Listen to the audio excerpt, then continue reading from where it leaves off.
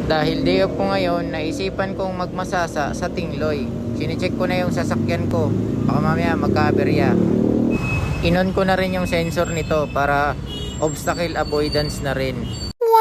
At eto, binilisan ko na para mas mabilis makarating ng Tingloy. Ayan, huwag nyong gagayahin, baka hindi na kayo abutin ng 2025. At dahil mabagal yung bus, inupertikan ko na rin para mas mabilis na talaga. At ayan, kung makikita nyo sa video, grabe na yung hangin. At pati mga bangkingan, halos higaan ko na para hindi lang maiwan ng ferry. Ganyang katindi, grabe yung bangkingan. Ayan, iniga-higaan ko na yan para mapabilis lang. At nandito na nga ako sa Port of Anilao. At ayan, naglalakad na kami dahil tinawag na ang mga pasahero papuntang Tingloy. I think Montenegro Ferry yata yung napili naming sakyan.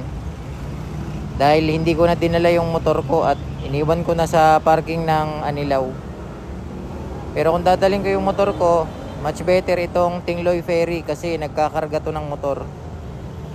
At nandito na nga, pila-pila na dahil chinecheck na yung ticket. Ayan, habang ako ay nakapila, napansin ko tong, ewan ko kung ano to, kayo nang bahala humusga. Ayan, habang nag-aantay dahil chinecheck yung ticket. Ayan, malapit na kami. Ayan, at ayan nga, kita nyo naman, naglalakad na ako sa mahiwagang hagdanan. Ayan. At ayan, kung makikita nyo sa video, pinihit na ni Captain ang steering.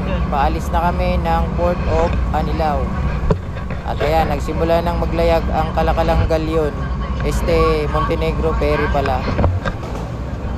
Ayan, sinisipat-sipat pa, baka sumagi.